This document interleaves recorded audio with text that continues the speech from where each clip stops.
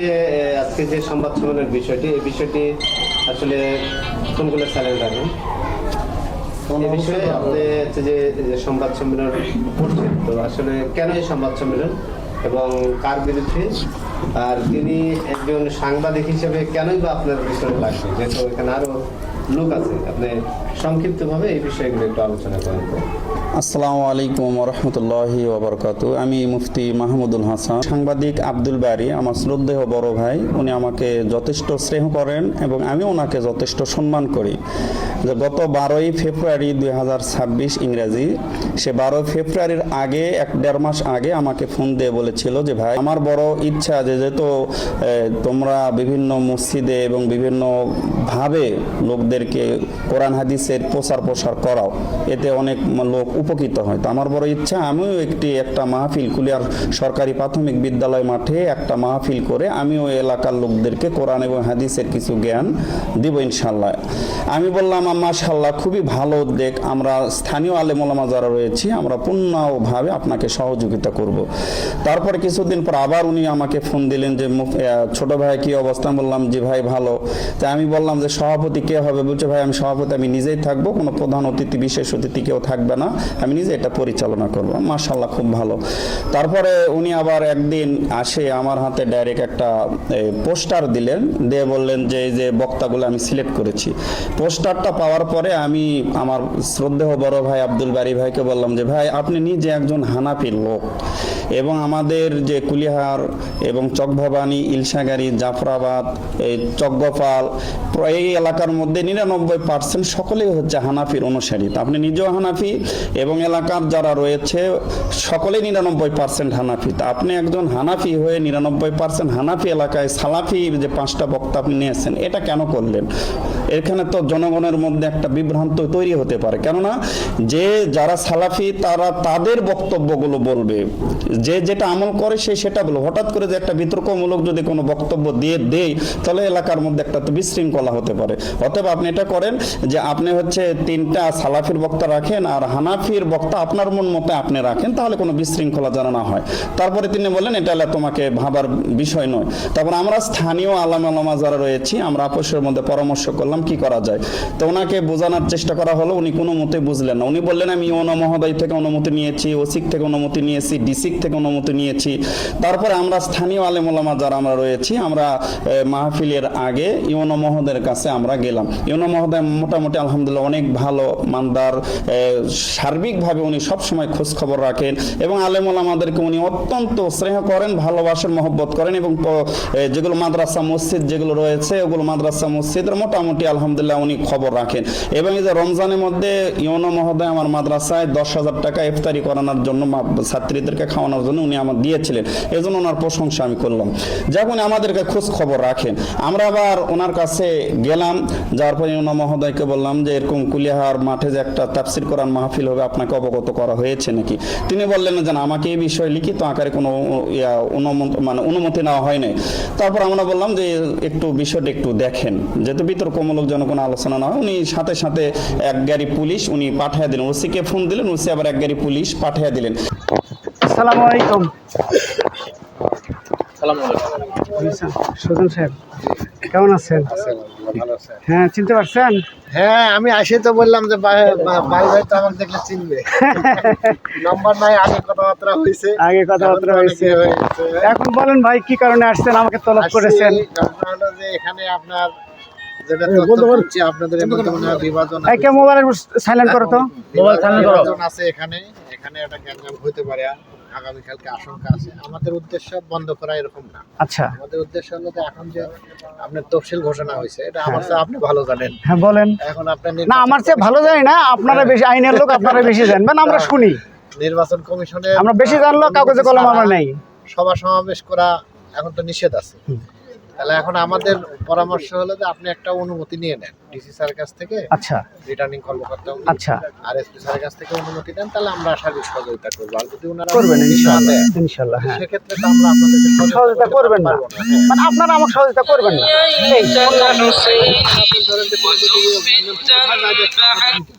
হ্যাঁ বুঝতে পারছি, হ্যাঁ আপনার কথা আমি বুঝতে যেহেতু পারছি। সভা সমাবেশ বন্ধ আছে, হ্যাঁ আমি জানি এটা। আপনার যদি অনুমতি হয় তাহলে আমাদের সেক্ষেত্রে আমরা আপনাদেরকে অনুমতি পেলে আপনাকে ডাকলে আপনার আবার আসবেন, বিষয়টা এইটা। এইটাই আর অনুমতি না পেলে আপনার আসবেন, আমরা যা পারি তাই করি। কিছু একটা ঘটে গেলে, লেট মি ফিনিশ, কিছু একটা ঘটে গেলে দায় দায়িত্ব আমাদের উপরে পড়বে, তখন আপনারা এসে আমাকে ধরবেন যে ভাই এরকম ঘটলো কেন, আপনাকে বলে যাওয়ার পরে ঘটলো কেন, বিষয়টা এইটুকু না অন্য কিছু।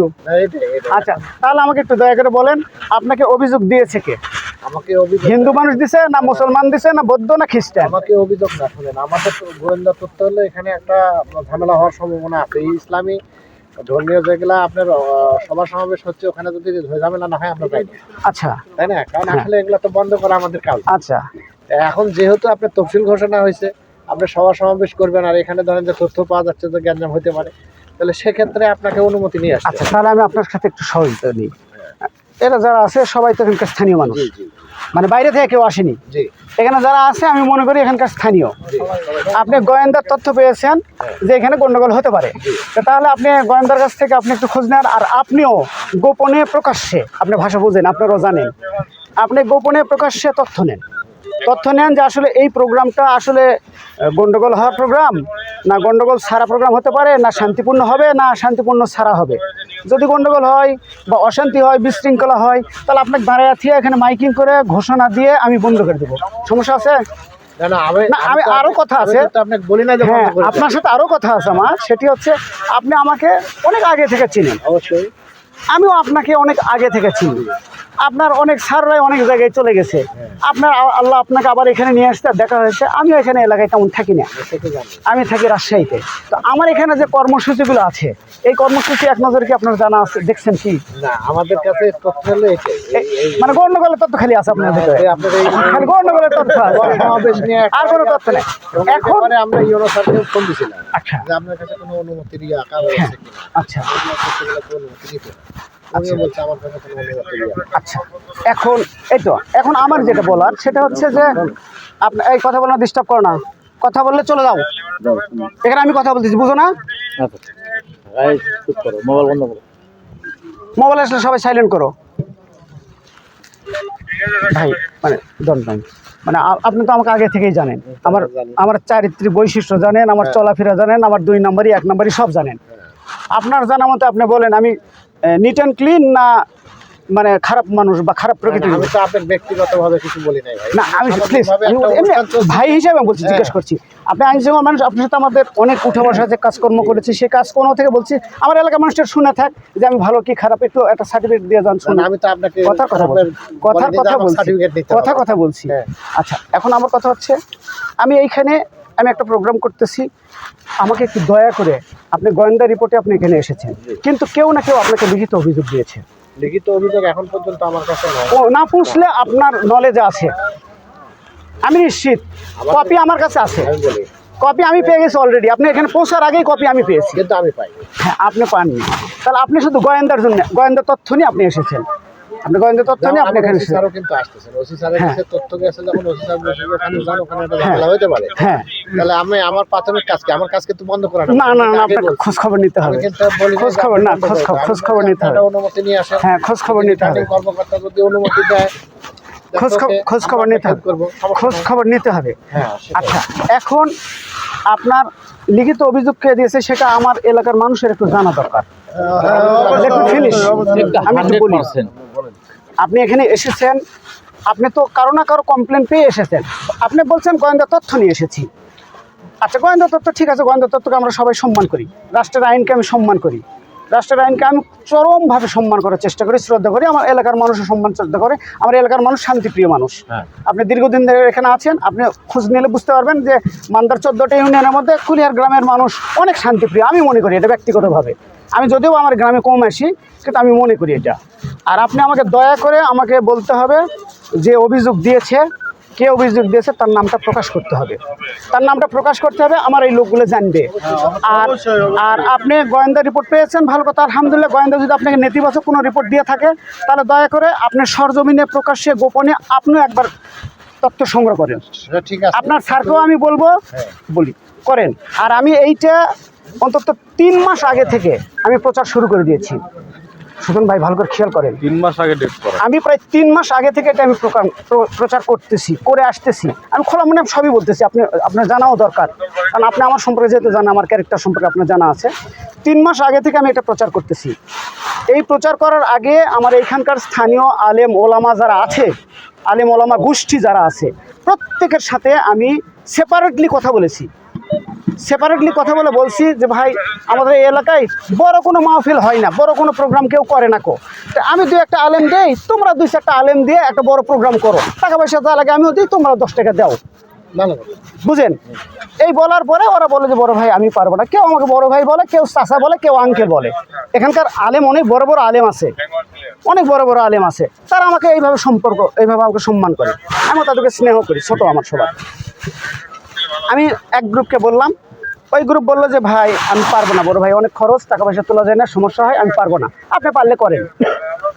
তাদেরকে আমি পারমিশন পেয়েছি। এরপরে আরেক গ্রুপকে বললাম, আরেক গোষ্ঠীকে বললাম যে বাবা তোমরা এখানে অনেক দিন প্রোগ্রাম হয় না, বড় প্রোগ্রাম তোমরাও করো না, কেউ করো না, আমার জীবদ্দশাই হয়নি প্রোগ্রাম, এই 50-55 বছর বয়সে কেউ প্রোগ্রাম করেনি এরকম। তো তখন আমি বললাম যে একটা প্রোগ্রাম করি, আমার বেঁচে থাকা অবস্থায় একটা প্রোগ্রাম করি। আর মাঝখানে একটা ভাষা বলতে ভুলে গেছি, ওদেরকে সবাইকে বললাম যে তোমরা আলেম ওলামা মানুষ, প্রতিদিন তোমরা ধর্মের প্রচার করো, কোরআন হাদিসের প্রচার করো। আমি বাংলা মিডিয়ামের মানুষ, আমি একদিন প্রচার করি।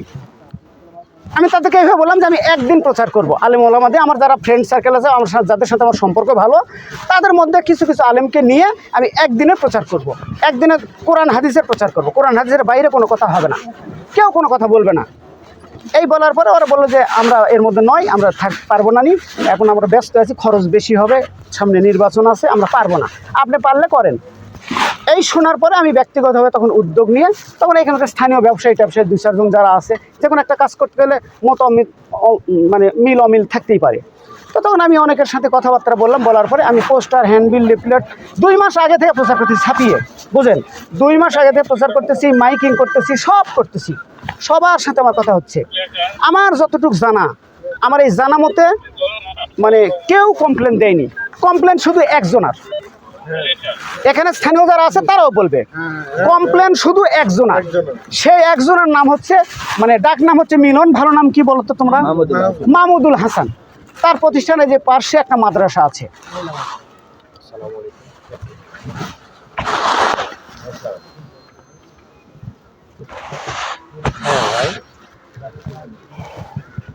কি জরুরি কিছু আমি একটু কথা বলতেছিলাম লোকজনের সাথে একটা মাহফিলে। আচ্ছা বলেন বলেন।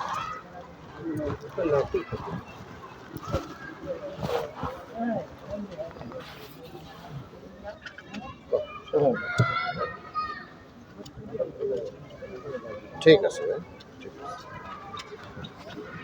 আমার তো ইমার্জেন্সি ডিউটি চলতেছে, ইমার্জেন্সি একটা কাজে আসছে, দেখি কখন ফিরি। স্কুল খোলা অবস্থায় যাইতে হবে, তাহলে তাহলে মনে হয় আর আজকে সম্ভব হবে কিনা, কারণ আজকে এক জায়গায় এসে এখান থেকে কখন ফিরবো ঠিক নাই। আচ্ছা আচ্ছা আচ্ছা ভাই, আর একটু শেষ করে নি। তো এই ছেলেটা, মানে আমি ছেলে করে বলছি কি কারণে, সে সম্মানী ছেলে, কিন্তু আমাদের অনেক জুনিয়র ছেলে। আমরা ছোটবেলা থেকে ন্যাংটা অবস্থা থেকে ওকে আমরা তৈরি করেছি। এই এলাকার মানুষ সাহায্য ভাঙ্গন তুলে ওর পড়াশোনা করাইছে, ওকে আলেম বানাচ্ছে। এই এলাকার মানুষ ভিক্ষা দিয়ে আলেম বানাইছে। ওই মাদ্রাসা যখন করছে, মাদ্রাসা করার আগের মুহূর্ত পর্যন্ত, আল্লাহ মাফ করুন, ওর বাপ ভ্যান চালায় খেয়েছে। আজকে মাদ্রাসা বানানোর পরে বছরে 2-3বার মোটরসাইকেল বদলাই। আমি এগুলো বলতে চাই না, কিন্তু আবেগে পরে বলছি বিষয়গুলো। তোমার মতো একটা ছেলে, তুমি একটা আলেম মানুষ, তুমি মুফতি মানুষ, এই কাজে কোরআন হাদিসের আলোচনা হবে এখানে। আমি বারবার বলছি, এখানে কোরআন হাদিসের আলোচনা হবে, কোরআন হাদিসের বাইরে একটি শব্দ হবে না। আর ও বলছে যে বিতর্কিত কথা, এখানে হানাফি মাযহাবের মানুষ আছে। আপনি যেহেতু গোয়েন্দা রিপোর্ট পেয়েছেন, গোয়েন্দা রিপোর্ট, সেখানে আপনি কি পেয়েছেন? হানাফি বা আহলে হাদিস বা আইলে হাদিস এরকম কোনো তথ্য পেয়েছেন? না বললেন আমি অ্যানসার দিচ্ছি। না, আমাদের এখানে তথ্য হলো যে ওখানে একটা আছে, মাহফিল আছে, মাহফিলে ওখানে মানে মত পার্থক্য আছে, যে কোনো মতে একটা বিশৃঙ্খলা ঘটতে পারে। আচ্ছা, তাহলে সেক্ষেত্রে আমাকে আগে জানতে হবে। আমরা কিন্তু যদি আপনার মত পার্থক্য না থাকতো, আমরা এখানে আসতামও না, আপনাকে কিছু দায়িত্ব আসতাম। প্রথম আসে কিন্তু বলছি যে এখন আপনার যেহেতু তফসিল ঘোষণা আছে, আমাদের মেন কাজ হলো যে তফসিল আচ্ছা, ঘোষণা হলে সভা ঠিক সমাবেশ আছে, বন্ধ। ওই অংশগুলো আমি বলছি আচ্ছা, এখন। তাহলে সভা সমাবেশ যদি বন্ধ থাকে আপনার তাফসিরের অনুমতি তো দিবেন। হ্যাঁ, সেই অংশগুলো বলছি। ডিসি সাহেব দিবে, এসপি হ্যাঁ, সাহেব দিবে। তাহলে আপনি আরেকটু পরিষ্কার হবেন। আমি একটু শেষ করে নিলে বুঝবেন। আচ্ছা, তাহলে আমার ঝামেলা আচ্ছা, আমি একটু শেষ করলে আপনি পরিষ্কার হবেন। তো সেটা হচ্ছে, ওকে আমি বিভিন্নভাবে বলেছি, আমরা স্থানীয়রা সবাই বলেছে ওকে ভালোবাসে, সব বাবা ভালো, সোনা ভালো। ভাই, একটা লোকজনের সাথে কথা বলতেছি, কাটে দিচ্ছি। আর ভাই কাটে দিচ্ছি, বারবার বুঝতে হবে তো, লোকজনের সাথে একটু কথা বলতেছি। আসি কুলিয়ারে ভাই, এটা মাহফিলে মেলা লোকজন আছে, কথা বলতেছি। ঠিক আছে, ঠিক আছে। আচ্ছা, এই প্রোগ্রাম করার জন্য শুনুন ভাই, খেলুন। এই প্রোগ্রাম করার জন্য আমি দীর্ঘদিন ধরে কাজ করছি। ওই একটা ছেলে বারবার বলতেছে এখানে হানাফি মাযহাবের মানুষ বসবাস করে। আমি, আমার বাপ, আমার 14 গোষ্ঠী আমরা হানাফি মাযহাবের মানুষ। আমার বাপ দাদা 14 গোষ্ঠী আমরা সবাই হানাফি মাযহাবের মানুষ। এই এলাকার 100%, তুমি বলছে 99%, ওই ছেলেটা বলছে 99%। যে অভিযোগ বলেছে, যে অভিযোগ দিয়েছে, সেও বলতেছে 99%। অভিযোগের কপি আমি আপনি আসার আগে পেয়েছি, আপনি এখানে ঢোকার আগে আমি পেয়েছি। আমি কাউকে বলিনি, আমি চুপচাপ আছি। বললে সমস্যা হবে, ঝামেলা হবে। আমি চুপচাপ আছি, আপনারা কী করতেছেন আগে দেখি। তা আপনারা অলরেডি চলে আসছেন, ভালো, আলহামদুলিল্লাহ, আমি খুশি। এখন কি হচ্ছে, ওরা বলছে 99, কিন্তু আমি বলছি এখানে 100% হচ্ছে হানাফি মাযহাবের মানুষ। আর আমি যে আলেমদেরকে নিয়ে আসছি, এই আলেমেরা কোরআন হাদিসের বাইরে একটি লাইন, একটি শব্দ উচ্চারণ করবে না, আমি ডিক্লার দিয়েছি। এবং ও বলতেছে এখানে আসলে হাত বুকের উপর বান্ধা কথা বলবে, এই বলবে, সেই বলবে। তা আমি বললাম এগুলো কিচ্ছু বলবে না, কোরআন হাদিস থেকেই কথা হবে। তোমার যদি ভালো না লাগে, বলতে কোরআন হাদিস থেকে তো ভালো না লাগা না কিছু নাই। কোরআন হাদিসই। কোরআন কয়টা ভাই? একটা। আল্লাহ কয়টা? রসুল কয়টা? একটা। তাহলে রসুল সাল্লাল্লাহু আলাইহি সাল্লামের উপরে আমার কথা হবে, কোরআনের উপরে কথা হবে, হাদিসের মধ্যে কথা হবে। এর বাইরে যদি একটি কথা থাকে, আমার জিভ কেটে দিবেন এসে। আমি আপনাকে এসিওর করলাম। Let me finish. আমি বাকি অংশ বলে দিচ্ছি, বাকি অংশ বলছি। ওর এত চুলকানো কেন? আমি সবার সামনে বলতেছি, ওর এত চুলকানো কেন? আমি গরম হলে তোর আরও গরম বেশি হবে। এখন দেখেন, ওকে আমি বলছি, ও আমাকে কমপ্লেন করেছে। তার আমি বলি, এই শোনো, আমি একটু বলি, আমাকে একটু বলতে দাও। কেউ কথা বলো না, আমি একটু বলি, শেষ করি। ও এত বাড়ছে, ওকে আমি বারবার অনুরোধ করতেছি, তুমি বলতেছো, কমপ্লেন করতেছো যে হানাফির বাইরে কথা বলবে। তা বললাম হানাফি মাযহাবের বাইরে কোনো কথা হবে না। মানে বিতর্কিত হোক, মানুষ উত্তেজিত হোক, উচ্ছৃঙ্খল হোক, এই টাইপের কোনো শব্দ উচ্চারণ হবে না। এরপরে আমার আর কি ভাষা আছে ভাই বলার? আর এখানে যে আলেমদের সিলেক্টেড করেছি, তারা অধিকাংশই মদিনা ইউনিভার্সিটি থেকে পিএইচডি করা। আর প্রধান আলোচক যিনি, প্রধান আলেম তো সবাই প্রধান আলেম। এখানে আমি যেভাবে সেট আপ করেছি, সবাই প্রধান আলেম। কিন্তু শুরুর দিকে যার নাম আছে, উনি মদিনা ইউনিভার্সিটিতে পিএইচডি করার পরে উনি মদিনা ইউনিভার্সিটিতে 6 বছর শিক্ষকতা করেছেন। এরপরে ওনার লেখা যে বইটা সৌদি আরব গভর্নমেন্ট সরকারি খরচে ছাপিয়ে সারা বিশ্বের মুসলিমকে বিতরণ করে, এই মিলনের কাছে করেনি। বুঝেন বিষয়টা? সারা বিশ্বের মুসলিমকে বিতরণ করে। ওনার লেখা একাধিক বই মক্কা মদিনার বিভিন্ন প্রতিষ্ঠানে পড়ানো হয়। উনি পিস টিভির উনি একজন নয়, যে আলেমগুলো আছে তারা পিস টিভির আলোচক। বেশ করে বাংলাদেশের যত টিভি চ্যানেল আছে, অধিকাংশ টিভি চ্যানেলের মুফতি আলেম। মানে ওটাকে কি বলা হয়, কি হলো ওটা একটা নাম বলো তো? ইসলামিক স্কলার বলা হয়, এনটিভির Islamic scholar Saiful Ahmad, doctor Saiful Ahmad এনটিভির। তাহলে এনটিভি বন্ধ করে দেওয়া লাগবে, তাহলে এনটিভি বন্ধ করে মিলন বলে দেওয়া লাগবে। সবাই মিলন বলো যে তুমি আবেদন করো যে এনটিভি বন্ধ করে দিয়ে আসো। বুঝলেন ভাই? আর আরেকজন আলেম আছেন গাজীপুর বিশ্ববিদ্যালয়ের সহযোগী অধ্যাপক, তো ওনাকে যারা চাকরি দিয়েছে তারা কি ডাল খায় ভাই? সুমন ভাই ভালো তো একটা কথা বলি, আর একটু একটা কথা বলি। এখানে যতগুলো লোক আছে, আপনারা এনাদেরটা শোনেন যে ওই একটা ছেলের সঙ্গে সবার কত বিতর্ক হয়েছে, আর এখানে তাকে আমরা নিষেধ করছি। হ্যাঁ, তার সমস্যাটা কোন জায়গাতে? এই আমরা যে আলমগুলো এখানে আসতেছে, এলাকাবাসীর একই কথা যে আমরা এই ওয়াজ শুনবো, একই কথা। আমার বিষয়টা কিন্তু আচ্ছা, ওই উত্তরে যাচ্ছি। আপনি বলছেন, থামো, ভাই যেটা বলছে ভাইয়ের উত্তরে আমি যাইনি, সেটা আপনি বলছেন। সুজন ভাইয়ের উত্তরে আমি যাচ্ছি। থামো, ও ডিস্টার্ব কে করছে সেটা আমি বলতেছি। ওই একটা ছেলে ডিস্টার্ব করতেছে। আর আমি এইখানে যখন আমি আলেমকে সেট আপ করেছি, তখন আমি আগেই বলেছি এখানে মাহফিল হবে, কোনো রাজনৈতিক নেতার মঞ্চে থাকবে না, বক্তব্য দিবে না। কোনো রাজনৈতিক নেতা মঞ্চেও নেই, বক্তব্য দেবে না, কেউ প্রধান অতিথিও নেই, বিশেষ অতিথিও নেই, কোনো অতিথি নেই, কোনো নেতা নেই, নেতা মুক্ত প্রতিষ্ঠান।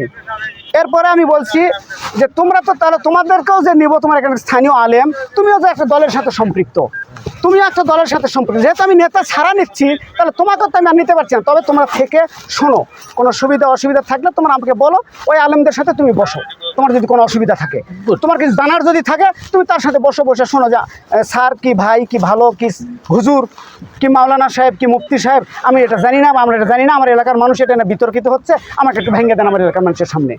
এর চার কি থাকতে পারে সুজন ভাই? এরপরে বিতর্ক করছে দেখছি এই কি বলা হয় মিলন, আর এই মিলনের হচ্ছে হেডমাস্টার হচ্ছে ইসরাফিল, জেলে পরিবার একটা ছেলে, তোমরা চেনো নাকি সবাই? ইসরাফিল রিক্সা মার্কা ইসরাফিল আপনি চিনবেন এখন, যেহেতু রাজনৈতিক দল করে। এই সিংহাটের পূর্ব দিকে আমি পরে খোঁজ খবর নিয়ে আমি নারী ভুরি বের করলাম, সিংহাটের পূর্ব দিকে বাড়ি, সে জেলে পরিবারের ধেওয়া পরিবারের সন্তান, আর কতটুকু ভালো হতে পারে আল্লাহ মাফ করুক, তাকে হেদায়েত করুক। তারও বড় বড় চুল আছে, বড় সুন্দর দাড়ি টুপি আছে, সে তো হিন্দুও নয়, বৌদ্ধও নয়, খ্রিস্টানও নয়, তো সেই জানোয়ার মুসলিম হয়ে কিভাবে অভিযোগ করতে পারে যে ধর্মীয় প্রোগ্রাম বন্ধ করে দাও? বুঝেন, আমার এই এলাকায় 99% মুসলিম না, 99% কি হানাফি মাযহাবের। আপনি 100 জনকে জিজ্ঞাসা করবেন, এর মধ্যে যদি 5 জন বলে যে আমি এর বিপক্ষে আছি, আমি আপনাকে দাঁড়াতে মাইকে ঘোষণা দিয়ে বন্ধ করে দেবো। বলো, সবাই বলো। আপনার জায়গায় আসি, আপনার জায়গায় দাঁড়াও, এরপরে আপনার জায়গায় আসি। আমি এই প্রোগ্রাম করার জন্য বলছি অনেকদিন ধরে প্রচার করতেছি, করার পরে আমি 700 পিস কম্বল কিনেছি, কম্বল বলছি শীত বস্ত্র কিনেছি। কত পিস? প্রায় 700 পিস। আমি প্রায় 700-800 পিস ধর্মীয় মানে ইসলামী কোরআন হাদিসের বই, কোরআন হাদিসের চটি বই, সুন্দর সুন্দর বইগুলো যেগুলো আমাদের জ্ঞান বাড়বে, রসুল সাল্লাল্লাহু আলাইহি ওয়াসাল্লামের যে ইয়েগুলো আছে সেই বিষয়গুলো নিয়ে চটি বইগুলো মানুষকে আমি প্রায় 700-800 বই আমি মানুষের কাছে বিতরণ করব সারা দিন ব্যাপী। সকাল 10টা থেকে 10টায় ডাক্তার এসে চেম্বারে বসবে, মহিলাদের জন্য মহিলা লাইন, ছেলেদের জন্য ছেলের লাইন। মহিলারা সকাল 10টা থেকে 2টা-2:30 পর্যন্ত বিরতিহীনভাবে মহিলাদের চিকিৎসা সেবা, পুরুষদের চিকিৎসা ফ্রি চিকিৎসা সেবা দিবে। এছাড়া এই এলাকার মানুষ রক্তের গ্রুপ জানেন, আমি শুনেছি অনেক মানুষই জানে আমার রক্তের গ্রুপ কি। এখানে শুনে দেখেন 10 জন বলতে পারবে কিনা আমার রক্তের গ্রুপ, বলতে পারবে না। তা আমি মাইকিং করতেছি 2 মাস আগে থেকে প্রচার করতেছি, আমার এলাকার মানুষের রক্তের গ্রুপ এই ফ্রি চিকিৎসা আমি ফ্রি করার ব্যবস্থা করতেছি বলে আমি ডাক্তার অ্যারেঞ্জ করা, এই করা সেই করা সব আমি দীর্ঘদিন ধরে করতেছি। করে আমি সংসার রেডি করে নিয়ে এসে আমি রান্নাবাড়ি করা সব রেডি, আমার বিরিয়ানি ভাত রেডি। এখন এই বিরিয়ানির উপর যদি আসে মুরগি পায়খানা করে যার তাহলে কেমন লাগবে? আমার সব রেডি। এরপর আপনি অনুমতির কথা বলছেন, আবেদনের কথা, এটা তো নেতা মুক্ত প্রতিষ্ঠান, সমস্যা নাই, এটা ধর্মীয় প্রোগ্রাম। আমি ডিসি মহোদয়কে আমি স্পেশালি নিজে যে আমি দাওয়াত করেছি, তাকে আমি যে আলেমরা আসবেন সেই আলেমদের বই কিনে নিয়ে আমি তাদেরকে আমি গিফট করেছি, বলেছি যে এই বইগুলো দেখবেন, এই আলেমেরাই আসবে। আমি আমার জায়গা থেকে আমি আমার যতটুকু পারি করেছি, ইভেন আমি প্রেয়ারও দিয়েছি। আমি বলছি আমি সবার সামনে তো সব কথাই বলতে পারছি না, আমি আপনাকে বলবো, আমি তথ্য দেবো আপনাকে, যেহেতু আপনি গোয়েন্দা তথ্য নিয়ে আসছেন, আমি গোয়েন্দার মতো করে আমি আপনাকে তথ্য দেবো ইনশাআল্লাহ। এই এত কিছু করেছি, করার পরে আমি আপনার এসপি স্যারের সাথে, আগের এসপি স্যার যিনি ছিলেন উনি থাকা অবস্থায় আমার এই প্ল্যানিং করা, আগের যিনি ছিলেন উনি থাকা অবস্থায় এই প্ল্যানিং করা। তখন আমি ওনাকে ফোনে বললাম,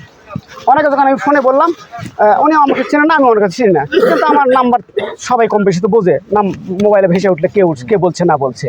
তো উনি আমাকে ফোনে, সুজন ভাই শুনে, তো আমাকে বলছে আব্দুল বারী ভাই আপনি এই প্রোগ্রাম করেন, আমি তো মনে হয় থাকতে পারবো না, এটা এত ভালো একটা কাজ, আপনাকে স্যালুট করা দরকার। আপনি যেহেতু ব্যক্তি উদ্যোগে করছেন তাহলে আপনাকে স্যালুট করা দরকার। আপনি এই প্রোগ্রামগুলো করেন, যে কোনো সুবিধা অসুবিধা আমাকে জানাবেন, আর আমি যদি থাকি আমি প্রয়োজন আপনার মঞ্চে যাবো ইনশাআল্লাহ। উনি বলছিলেন, তা বললাম ভোটের কারণে আপনি থাকতে পারবেন, এটা আমিও বুঝতেছি। উনিও বললেন যে আমার মনে হয় থাকা হবে না, রাষ্ট্রীয় দায়িত্ব যে কোনো সময় চলে যেতে হতে পারে।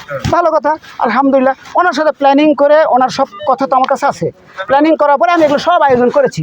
আমি জানি তো হট্টগোল যদি হয় বা কিছু করে, আমি তো আইনের বাইরে নয় ভাই, আমি তো আইন কানুন বুঝি, একটু হলে তো বুঝি।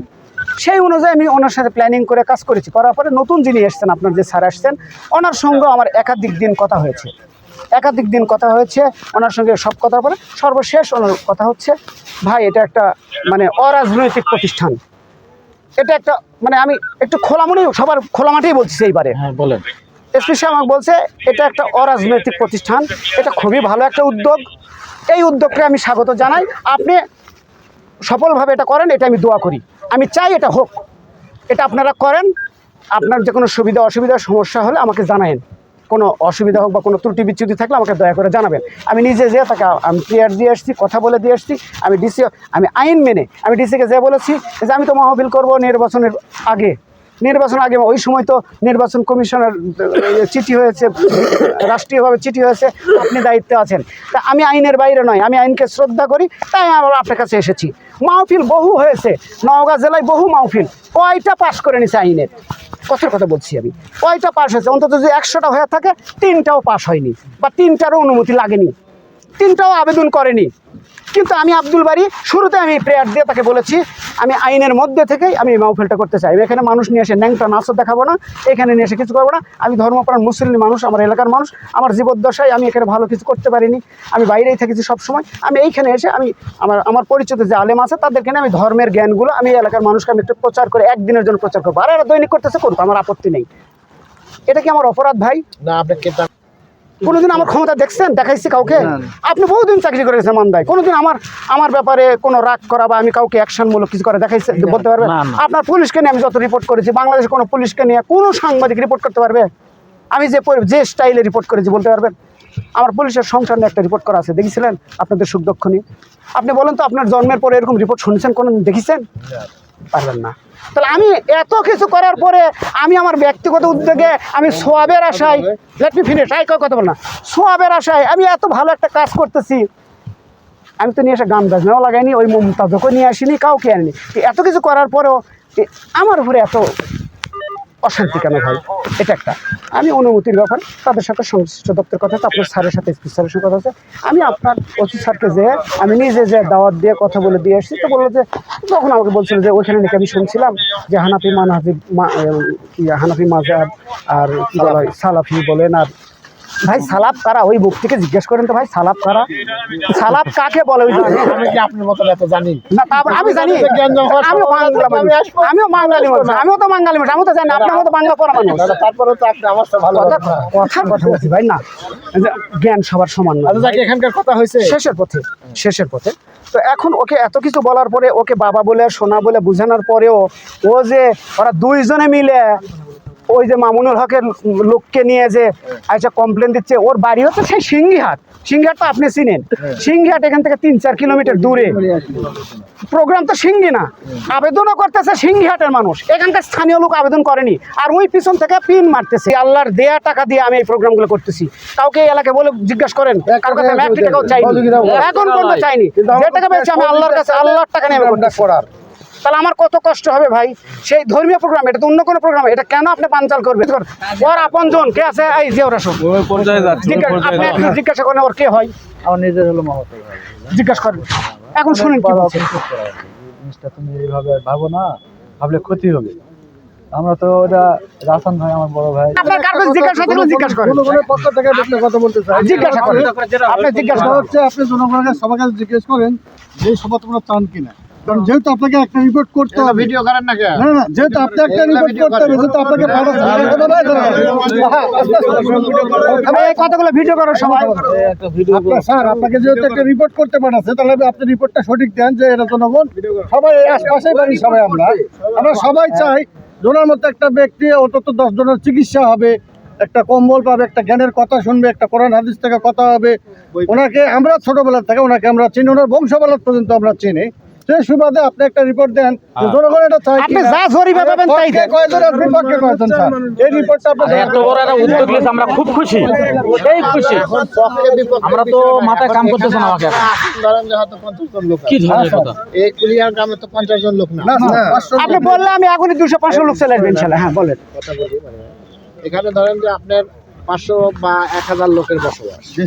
1000 লোকের মধ্যে আমাদের কাছে যেটা তথ্য যে এখানে দ্বিধা বিভক্ত হয়ে গেছে, দুটো গ্রুপ হয়ে গেছে। না কোনো গ্রুপ নাই এখানে, কোনো গ্রুপই নাই স্যার, এখানে গ্রুপই নাই, এখানে কোনো গ্রুপই নাই। না না, এটা ওর বক্তব্য, কোনো গ্রুপই নাই। এই পুলিশ আসার সাথে সাথে উনি আব্দুল বারী ভাই ভেবে নিয়েছে যে পুলিশটা আমি পাঠিয়েছি। তারপরে থেকে সে আমার বিরুদ্ধে বিভিন্ন অপপ্রচারে লিপ্ত রয়েছে। তারপর আমরা ডিসি মহোদয়ের অফিসেও গিয়েছিলাম, যে প্রশ্ন করেছিলাম যে আপনাদের এখানে যে কুলিয়ার সরকারি প্রাথমিক বিদ্যালয়ের মাঠে যে একটা তাফসির কোরআন মাহফিল এইভাবে আপনাদের কাছে লিখিত আকার বা কোনো ধরনের আসছে নাকি? উনি বললেন যে না, এই বিষয়ে উনি ডকুমেন্টগুলো চেক করলেন, চেক করার পরে উনি বললেন যে না, এই বিষয়ে লিখিত আকারে আমাদের কাছ থেকে কোনো অনুমতি নিয়ে যায় নাই।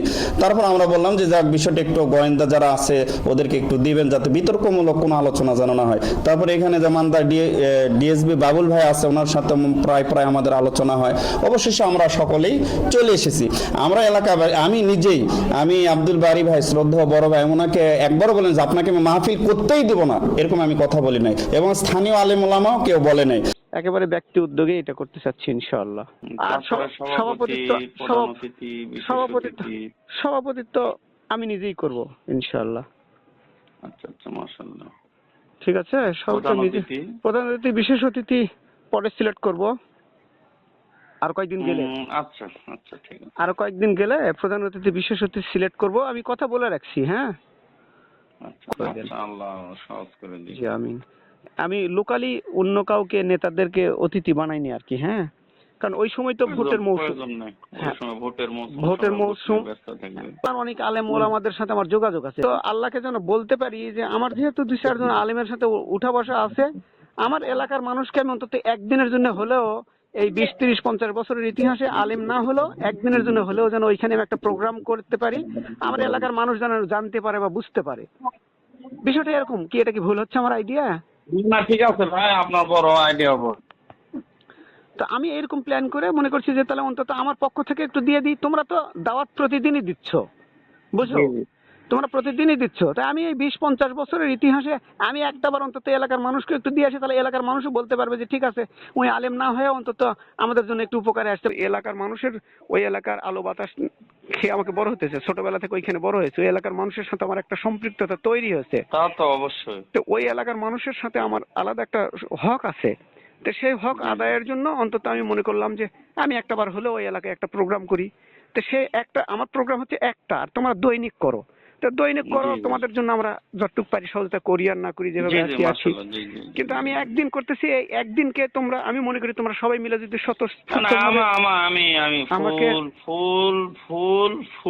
আমি ইনশাআল্লাহ আপনাকে সময় দেব, এবং আমার সাধ্যের মধ্যে আমি আপনাকে ইনশাআল্লাহ সাপোর্ট করব। আমার সাধ্যের মধ্যে না, যাই হোক, আমি আপনাকে সহযোগিতা করব সর্বদিক দিয়ে ইনশাআল্লাহ। হ্যালো,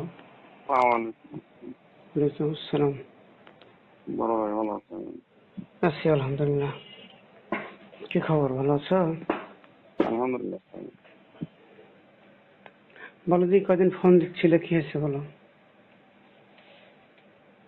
ফোন দিচ্ছিলাম ভাই, মনে করেন আপনি আমার বড় ভাই, যথেষ্ট আমাকে স্নেহ করেন, ভালোবাসেন, এবং আপনার অনেক অনুগ্রহ আছে, যেটা আপনি বড়। বলো। আপনারাও মনে করেন আমার মাদ্রাসা সম্পর্কে যথেষ্ট সুপরামর্শ আগে আপনি দিয়েছেন, না দেন নাই?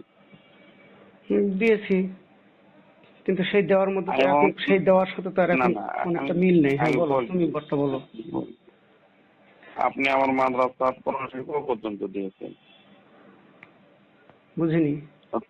আপনার মাদ্রাসার কোরআন শরীফও দিয়েছিলেন রফিক টাওয়ারে থাকা অবস্থায়।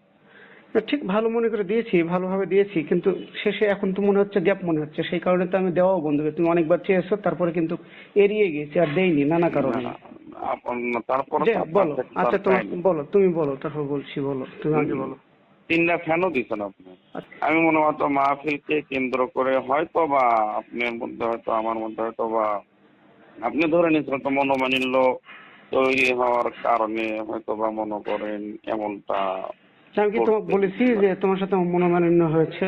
না না, আপনি বলেননি, আমি ধরে নিচ্ছি। তাছাড়া তো আপনি আমার সাথে কোনোদিন করেননি ভাই। আপনি কোনোদিন মাহফিলের আগ পর্যন্ত কিন্তু আপনি সবসময় আমাকে পরামর্শ দিয়েছেন, আমিও আপনাকে সম্মান করছি। আপনি আমাকে ফোন দেন, আমিও আপনাকে যথেষ্ট সম্মান করি মাহফিলের আগ পর্যন্ত।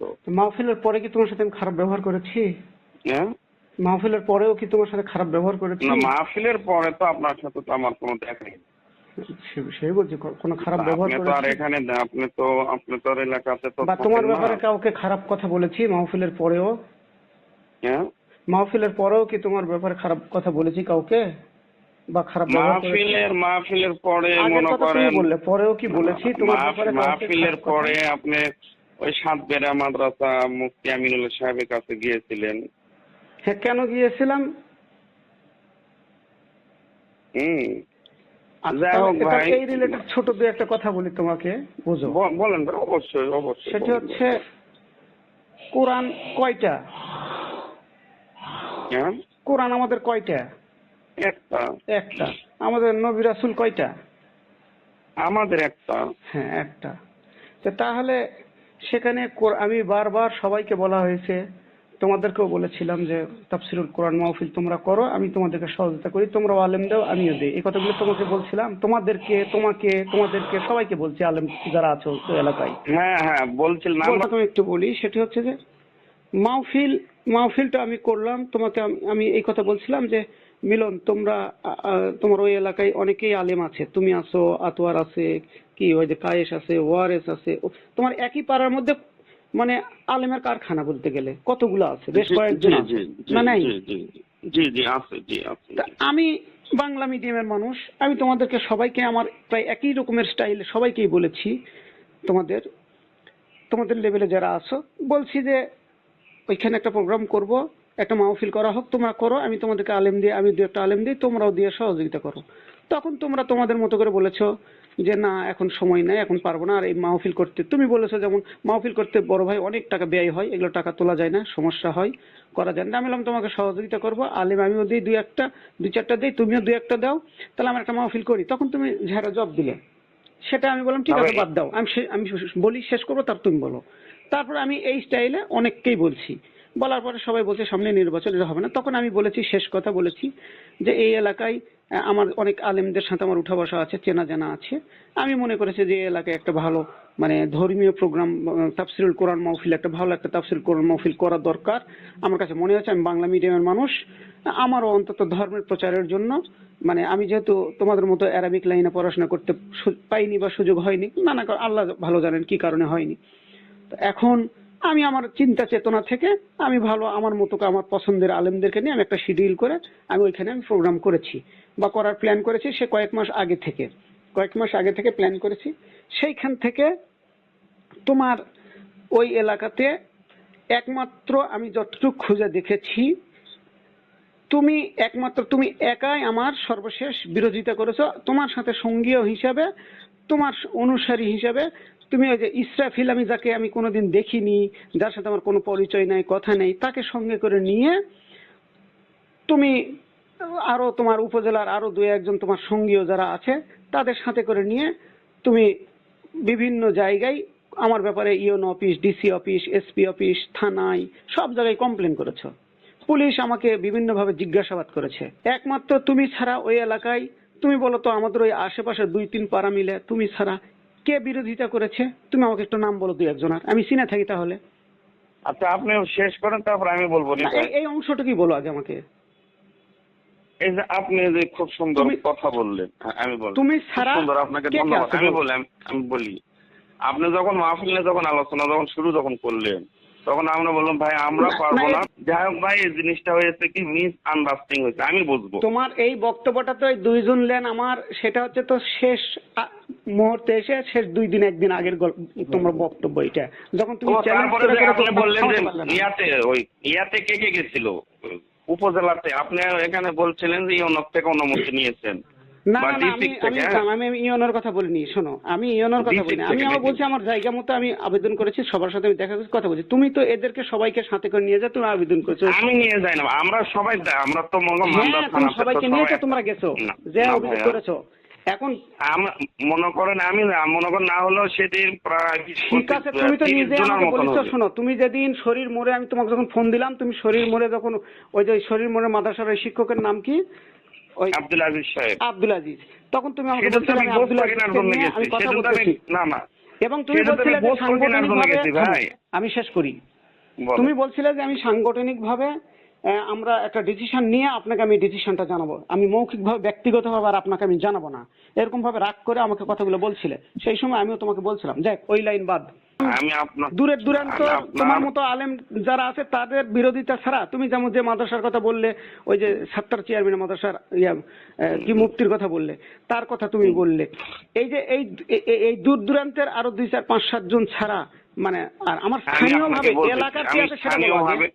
এলাকা ভাবে আপনি পোস্টার পাওয়ার পরে কায়েসাম বলছে যে ইমরুল কায়েস বলছে যে ভাই এগুলো কি, আমাদের একটা মিটিং হয়েছিল কুলিহার বাজার মসজিদে, আমি ছিলাম, কায়েস ছিল, মোহরের ছেলে ছিল, তারপর আর একজন আলমগীর ছিল, তুমি কায়েস মোহরের ছেলে কি আলম? কায়েস ছিলাম না, মোহরের ছেলে হাফিজুর রহমান। মোহরের ছেলে হাফিজুর বলতে কোন মোহর? ওই যে তৌহিদ জামাতের? হ্যাঁ মুনির ছিল। মুনির কে? তারপরে মুনির বলতে ওই যে মকবুলের লাতি। মুনির বলতে মকবুলের লাতি কি করে? হ্যাঁ ও হাফেজ, মাদ্রাসায় শিক্ষকতা করে। আর কোথায়, কোন মাদ্রাসা তাও বলতে পারবো না এখন কোথায় আছে, সম্ভবত এখন মনে হয় বটতলি মনে হয় আছে নাকি, সম্ভবত এরকম হতে পারে। আমি কি তাকে চিনি বা সে আমাকে চিনে? দেখছে আমাকে? আপনি চিনেন, আপনিও চিনেন, উনিও আপনাকে চিনে যথেষ্ট। আপনিও আগে কুলিয়ার মসজিদের ইমাম ছিল। আমি তো থাকি না, আমি চিনবো কিভাবে? ওই মাহফিলের ওই কয়েকদিনে আপনি চিনেন হয়তো বা। ফেস দেখছি এরকম, কিন্তু পরিচয় বা কথা হয়নি তো তার সাথে আমার। তা বলতে পারবো না। আচ্ছা, তাহলে তুমি এই কয়েকজনের কথা বললে, এই আরো আমি বলি শেষ করি। তারপরে যে আব্দুর রহমান আছে না, লম্বা করে আব্দুর রহমান চক্রপালের মানে আমাদের স্থানীয় আব্দুর রহমান বাঙ্গালপাড়া মাদ্রাসায় কি বলে চক্রপালে কিয়া করে, মানে আমাদের এলাকা আপনি যাদেরকে হুজুর মনে করতেছেন ইমাম এখানে আবেদের ছেলে। যে আমরা শুধু বলেছি যেন বিতর্কমূলক কোনো আলোচনা যেন না হয়, এটার পক্ষে আমরা বলেছি, এই কথাটা বলেছি। তারপরে উনি বলেছে যে মাহফিলটা পার হয়ে যাক, তারপরে তোমাকে দেখে নেওয়া হবে তুমি মাদ্রাসাটা কিভাবে পরিচালিত করো, যেহেতু তোমার এই ব্যক্তিগত প্রাইভেট মাদ্রাসা, তুমি কিভাবে কি করতেছো এগুলো দেখে নেওয়া হবে। যাই হোক, অবশেষে মাহফিলটা সুষ্ঠুভাবে আলহামদুলিল্লাহ পরিচালিত হয়ে গেল। আমরা তো কেউ বাধা দিয়েও যায় না, আমাদের এটা উদ্দেশ্য ছিল না। এখন আমি যে লাইনে আসছি, তোমার জানা মতে ওই মাহফিল যে হয়ে গেছে, তোমার বাড়িতেই তো মাহফিল, তোমার ঘরের পাশে তো মাইক ছিল, এই মাহফিলে কোরআন হাদিসের বাইরে কোনো কথা কেউ বলেছে তোমার জানা মতে? কোনো শব্দ, কোনো লাইন? আসলে আমি তো সব বক্তব্য শুনে, আর কোরআন হাদিসের বাইরে কথা বলার তো মাহফিল তো হয় কোরআন হাদিস নিয়েই। কোরআন হাদিসের বাইরে আমি বলছিলাম কোরআন হাদিসেরই কথা হবে, আর এইখানে বিতর্কিত কোনো বক্তব্য বা কোনো কথা হবে না। এই যে বিতর্কিত কোনো কথা বা কোরআন হাদিসের বাইরে কোনো কথা হয়েছে কিনা, মানে হ্যাঁ না খালি বলো। আমি তোমার সাথে আমি আরো কথা বলবো, অনেক কথা আছে। আমি সব কথা আমি শোনা হয়নি ভাই। না শুনলে তাহলে ভিডিও আমার থেকে নিবা, নিয়ে শুনবে। অনলাইনে ভিডিও আছে, অনলাইনে ভিডিও আছে, নিয়ে শুনবে। আপনাকে শুরু থেকে এই কথাই বলছি যে বিতর্কমূলক যেন কোনো আলোচনা না হবে, এবং জিয়ারুল ভাইকেও বলছি। আসসালামু আলাইকুম। হ্যাঁ জিয়াউর, খবর বলো। খবর হলো যে আঙ্কেল আমি অনুরোধ করেছি ওই মিলনের ব্যাপারে, ওই তো ভুল করিতে, ওই ভুলের আরো দিন ওই বুঝতে পারিছে যে আমার ভুল করা কতটা এটা অপরাধ হয়ে গেছে। তুমি তো এর আগে মিলনের পক্ষ নিয়ে তুমি আবার বলেছিলে যে আঙ্কেল মিলনও কিছু বলে না, এই মাহফিল বন্ধ করে দিছিল মিলন, তাই না? এই মাহফিল তোমরা দুইজনের মামাতো ফুফাতো ভাই লাই? তোমার সাথে কত ভালো সম্পর্ক ওর সাথে, বুঝো। তাই আমি তোমাকে বললাম যে তাহলে তুমি এই যে মাহফিলটা আমি বন্ধ করার চেষ্টা করছো, মাহফিলকে বন্ধ করা মুসলিম হয়ে বন্ধ করতে পারে বলো? সে সাথে তো মানে জঘন্য অপরাধ এটা আমার জ্ঞানে, বুঝলে? আচ্ছা দেখো, তারপরে এখন ওর এখন কার্যকলাপ ওর নিজেটা এখন বুঝা পাচ্ছে, আবেগটা অনেক কিন্তু বিষয়গুলো বুঝে একটু মনোযোগ দিয়ে শোনো। 18 তোমাকে দিয়ে আমি কতবার নিষেধ করাইছি, তোমাকে বারবার অনুরোধ করেছি, বাবা তোমাকে বুঝিয়ে বলো, আমি বুঝিয়ে হয়নি, তুমি বুঝিয়ে বলো। লাস্টে আব্দুল সালাম দিয়ে বুঝিয়ে বললাম, কতবার বললাম না যাবে না, করবে না। লাস্টে আব্দুল সালাম মামা ওর মা ডেকে নিয়ে বুঝিয়ে বলেছে। তুমি তাহলে জানো বুঝে বলার পরে ওই কি করছে, শেষমেশ ওই চ্যালেঞ্জ করে ওই ইসরাফিলকে সাথে নিয়ে যায় ওই লিখিত অভিযোগ DC office, SP office, UNO office, থানা, রাষ্ট্রে আর তো হয়নি, আমাকে পাইনি দেখাতে। সব জায়গায় লিখিত অভিযোগ দিল, অভিযোগ দিয়ে পুলিশ নিয়ে আসলো, সব করলো বন্ধ করে দেওয়ার জন্য। তাফসিরুল কোরআন মাহফিল, ওই আবার কিসের মুক্তি তাহলে বলো? ওই কি মুসলিম? জিয়াউল আঙ্কেল হ্যাঁ, তাহলে দেখো ওই কি তাহলে মুসলিম হলে কি এগুলো করতে পারে? বুঝো গেল। ওরা তো বলেন। তারপরে মাহফিল গুলো কত কষ্ট করে আমরা সবাই মিলে করলাম। এই মাহফিল তোমার জানা মতে তুমি বলো তো 50 বছরের ইতিহাসে কেউ এই ধরনের এত ভালো মাহফিল তাফসিরুল কোরআন মাহফিল কেউ করতে পারছে? না না, কোথাও ওইভাবে করতে তো পারেনি। তারপরও এলাকার তো কোনো কেউ তো ওইভাবে তো কোনো মানে খারাপ বা কোনো নেগেটিভ কোনো রকম কোনো কেউ পরিকল্পনা করা পারেনি, করেও নি বা এখনো পর্যন্ত মানুষরা করে যে মাহফিল একটা বসলে এরকম। তাহলে দেখো ওই কত বিতর্কিত হলো হয়ে ওই এলাকায় কেউ কিন্তু নানা কারণে পছন্দ করে বলো, আর এগুলো 2 নম্বরই সিটিং গিরি পছন্দ করে মানুষ।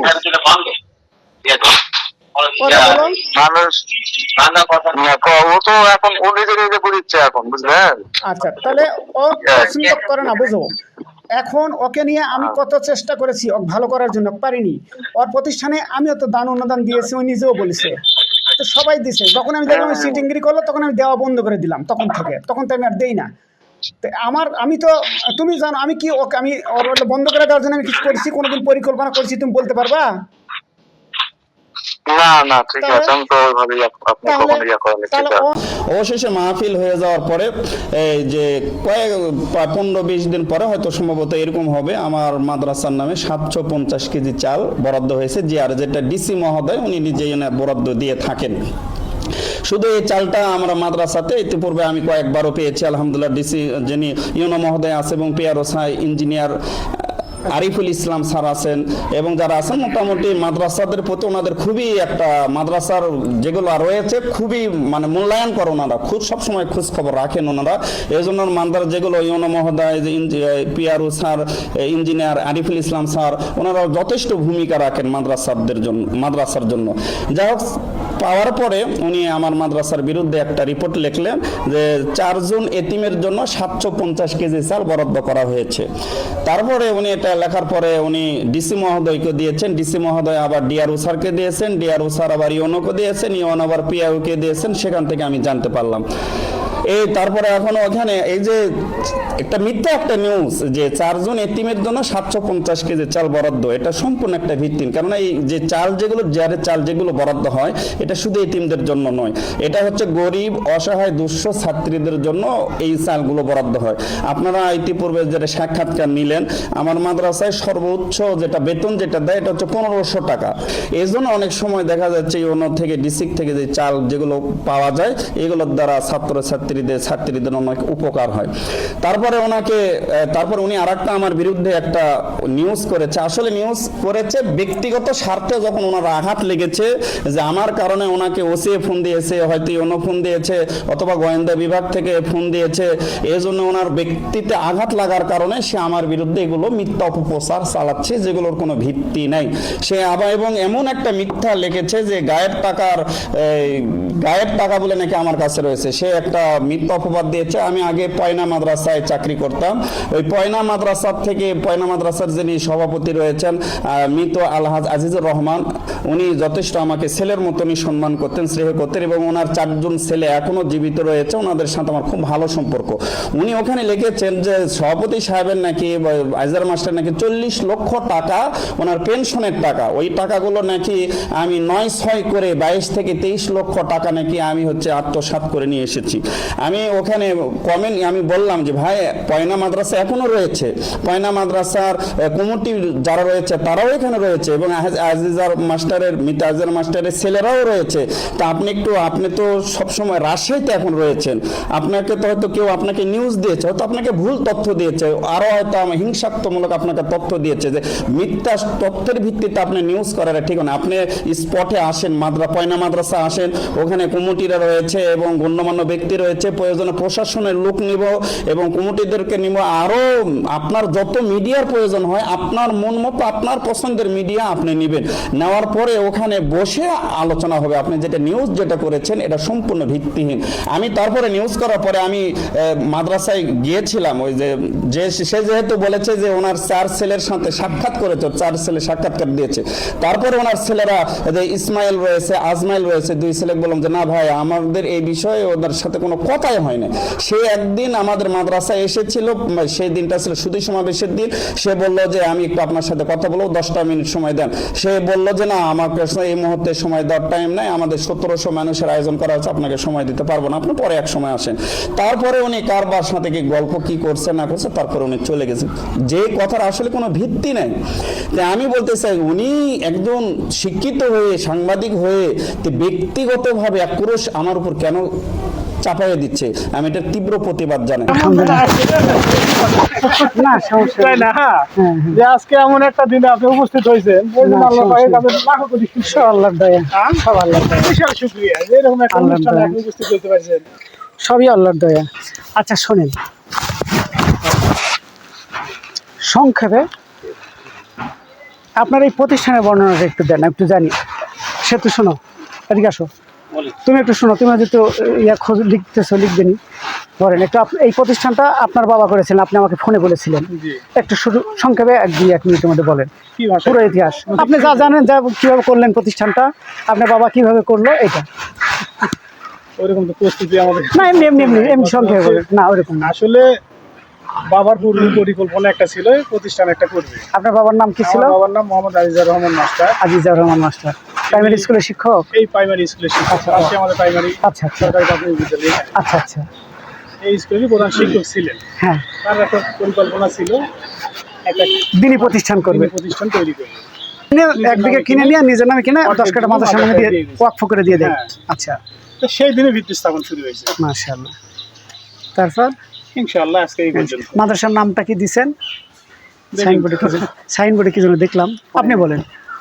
নাম কি যেন দেখলাম? আদর্শ শিশু সনদ মহিলা মাদ্রাসা। পয়লা আদর্শ শিশু সনদ মহিলা মাদ্রাসা, মাশাআল্লাহ। তাহলে এইটা আপনার বাবা করে গেলেন। জি। এখন এই মাদ্রাসা করতে গিয়ে প্রথমে যে শিক্ষকগুলো ছিল, এই কারা ছিল? ইতিহাস তো আপনার সবকিছু বলছি, মোবাইলে বলছেন, আরেকটু জাস্ট খালি টাচ দেন, একটু জাস্ট খালি টাচ দেন। গতকাল সকাল 7টা থেকে শুরু করে আজকে এই পর্যন্ত আমি এইভাবেই আছি। আল্লাহ আপনাকে দয়া করুন। গোটা রাত আমার বুঝতে চলে গেছে। 1-2 মিনিটে শেষ করেন। শিক্ষক খালি শিক্ষক কে ছিল না? রাত্রে 4টা গরু জব করছে। অনেক 1600 মানুষ 1700 মানুষের খাবার আয়োজন, অনেক বড় আয়োজন। গোটা রাত আমি চেয়ারে বসে থেকে এই কাজগুলো করে এই পর্যন্ত আসছি। অনেক বড় আয়োজন, আল্লাহ আপনাকে দয়া করুন। তাহলে মানে আপনার আমরা প্রথমে একটা শিক্ষক নিয়োগ দিয়েছিলেন আমার আব্বা, ওই যে আপনার মাহমুদুর রহমান কি মিলন, মাহমুদুর রহমান মিলন, মুফতি মিলন, মুক্তি না তুক্তি উনি ভালো জানেন। মুফতি, হ্যাঁ জি। যাই হোক, ভালো বলেই আমার আব্বা তাকে নিয়ে আসছে, বিশ্বাস করে। আচ্ছা, কেন ওনাকে এই মাদ্রাসার দায়িত্ব দিয়েছে। দেওয়ার পরে বেশ একতলা পর্যন্ত সাফ করতে পারেনি উনি। আচ্ছা, উনি মাদ্রাসা চালাচ্ছিলেন। তো অবস্থায় বাচ্চা ছিল আমার মোটামুটি 100 নিচে, মোটামুটি 100 আর কি, 100 আপনি দেখুন। এই মতো অবস্থায় একটা মাদ্রাসা ছাদের প্রয়োজন হলো। আচ্ছা, ছাদের প্রয়োজন হলে এই মতো অবস্থায় উনি আমাদের মাদ্রাসায় বিভিন্ন দিক দিয়ে ঋণ দেখায়, কিন্তু আমার মাদ্রাসায় ঋণের কোনো কথাই আসতেই পারে না। আচ্ছা, মানে অনেকেরই মনোযোগ আছে এই মাদ্রাসায়। হ্যাঁ, মানে এলাকার স্থানীয় সুদীজন মানুষকে দানের প্রতিষ্ঠান প্রতি বছর আমাদের এই অনুষ্ঠানটা আমাদের প্রতি বছরই হয়। মাশাআল্লাহ, দানের উপর দিয়ে আমাদের মাদ্রাসাটা চলে, ঋণের কোনো প্রশ্নই আসে না। পয়সা ঋণ দেখায়, বহুত ঋণ। আচ্ছা, তাও মোটামুটি কত লক্ষ? মানে আমি যখন ছাদ দিলাম, উনি থাকা অবস্থায় ছাদ দিলাম। আচ্ছা, ছাদ দেওয়ার পরে আমাদের ব্যক্তিগত উনি আমাদের ঋণ দেখালো মোটামুটি 24 লক্ষ টাকা। 24 লক্ষ টাকা ঋণ দেখায়। আচ্ছা, 24 লক্ষ টাকা ঋণ দেখালো। তারপর ওই মতো অবস্থায় আব্বা অবসরপ্রাপ্ত। আচ্ছা, রিটায়ার করছে, হ্যাঁ, কিন্তু পেনশন উঠাই নাই। আচ্ছা, কথা বুঝছে? হ্যাঁ, এক কথা বলুন। উনি এমন একটা প্লাস পয়েন্ট পেলো, হ্যাঁ, চাচা আপনি যদি টাকা না দেন তাহলে মাদ্রাসা কিন্তু টিকানো যাবে না, করা যাবে না, সম্ভবই না, আর করা যাবে না। আপনি কিছু ইনভেস্ট করেন, আস্তে আস্তে আপনি দিন। আচ্ছা, যতটুকু আপনি পারেন দেন, আস্তে আস্তে আপনি নেন। এক কথায় আব্বা ওনাকে ধার শুরুর টাকা দিয়েছেন। কত টাকা দিয়েছে? 22 থেকে 23 লক্ষ টাকা। 22-23 লক্ষ টাকা ধার শুরু দিয়েছে। ধার শুরু দিয়েছেন। উনি হয়তো বা 4-5 লক্ষ টাকা আব্বাকে দিছে, আচ্ছা, বাকি টাকাটা উনি অস্বীকার করেছেন। পুরোটাই আত্মসাৎ করছে, আত্মসাৎ করে আত্মসাৎ না, অস্বীকার অস্বীকার করছে যে হ্যাঁ। আচ্ছা আচ্ছা না, যে টাকা আপনি দিতেন আপনার খাতে তো ব্যয় হয়েছে, আচ্ছা এই দেখেন তার খতিয়ান, তো দেন খতিয়ান দেখান আচ্ছা, কি কি খাতে ব্যয় করেছেন, আপনি কাগজপত্র দেখান, হ্যাঁ। কোনোদিন দেখাতে পারেন না, কোনো কাগজ দেখাতে পারেন? কোনো হিসাব দিন, হিসাব কি জিনিস দেখাতে পারেন না, কোনো খাতা কল্প ছিল না। আচ্ছা এই লিয়া দ্বন্দ্ব হচ্ছে আমার বাজারের দোকান, কিন্তু এটা পয়না বাজারের পাশে, আচ্ছা, এখানে আমার ওইখানে- মুদিখানার দোকান। ও আপনার মুদিখানা, আচ্ছা আচ্ছা, আপনার নাম ইসমাইল না? আমার ইসমাইল নাম ভাই, ইসমাইল। ইসমাইল ভাই, এই মুদিখানার সামনে আমার সাথে কথায় দ্বন্দ্ব জড়ায়। আচ্ছা, কি ব্যাপার আপনাকে, আপনার এই আব্বার সাথে এরকম বুঝতে করতেছেন কেন? হ্যাঁ হ্যাঁ তিনি একটা নিরীহ মানুষ, হ্যাঁ, মানুষ যা বলে তাই শুনে। হুম, কিন্তু আপনি এরকম ব্যবহার করতেছেন কেন? হ্যাঁ টাকা লাগবে, আপনি লিখেন, হ্যাঁ, এক কথায় বলতে পারেন তো, টাকা পাইছেন, লিখেন, দিছে, উনি দিছে, আপনি লিখেন, খরচ আপনি বাড়িতে করেছেন না মাদ্রাসায় করেছেন, তার খতিয়ান দেখান লাগবে তো আপনার। হ্যাঁ, আপনি নিছেন যেহেতু প্রমাণ দেখাতে হ্যাঁ, হবে, হ্যাঁ আপনি টাকা লিখেন না লেননি? লিখি, হ্যাঁ, তার কাগজ দেখান, বাচ্চাকে খাওয়ায়, কোন খাতে খরচ করেছেন? হ্যাঁ, বাচ্চাদের খাওয়ায় শেষ করছি, সে ডকুমেন্ট দেখাবেন না? হুম, কি কি খাওয়াইছেন? কিনেছি, শার্ট কিনেছি, কিনে খাওয়া শেষ করেছি, টাকাটা কাগজ দেখান, চোখলার হিসাব নিকাশ বসলে হবে, তো বসেন, হ্যাঁ, বসেন।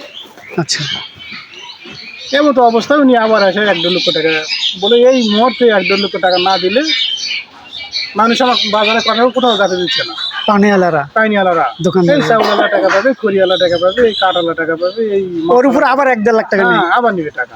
আচ্ছা, আব্বা আমাকে যা বললো যে এই কাহিনী, হ্যাঁ আমাদের তো আমাকে শেষ করে দেবে, হ্যাঁ, আগে যে টাকাগুলো দিয়েছে সে টাকাই দিচ্ছে না, উনি আবার আমাকে চাপ দিচ্ছে, তাছাড়া মাদ্রাসায় থাকবে না, মাদ্রাসায় হবে না, মাদ্রাসা ধ্বংস হয়ে যাবে, ইত্যাদি ইত্যাদি। আমার দোকানের সামনে দেখে আমি ভালো করে বুঝাই বললাম যে আপনার কে কে ঋণ পাবে, ঋণের লিস্ট আমার দেন, আচ্ছা, ওই দায়িত্ব আপনার নাই, আপনি শিক্ষক মানুষ, সম্মানী ব্যক্তি, আপনার ঋণের বোঝালে টানবেন কেন? একজন মাস্টারের মাদ্রাসার স্বার্থে আপনি ঋণের বোঝা টানবেন কেন? আপনি শিক্ষকতা করেন, হ্যাঁ, করবেন, মাস্টার শিক্ষকতা মাস্টারি করবেন, অবস্থা চলে থাকেন, যাবেন। হ্যাঁ আপনি কেন আজকে ঋণের বোঝা টানবেন? দেন, লিখ দেন, ঠিক আছে, তো আপনাকে লিখে দেন। হ্যাঁ আপনি কি? হ্যাঁ, আমি তো ছেলে তার, এই আপনি কি? আমার কথা আপনি কি? আচ্ছা, তো আপনি কি? হ্যাঁ আপনাকে আপনি করতে করতে তুই মজ্জা 2 থাপ্পড় আমি লাগাই দিলাম আচ্ছা, আমার দোকানের সামনে। তারপর? আমি দোকানের ভিতরে, উনি দোকানের বাইরে। আচ্ছা, এই সঙ্গে সঙ্গে আসে আমি একটা সুযোগ পেয়ে গেল, চাবি আসে আমার কাছে, বুড়া বাবাজি আছে, এই হ্যাঁ। বুড়া বাবাজির কাছে চাবি ফেলাই দিয়ে আর ওই ইস্যু খুঁজতেছিল একটা কিছু ঘটুক, উনি চাবি ফেলাই দিয়ে চলে গেল। আচ্ছা।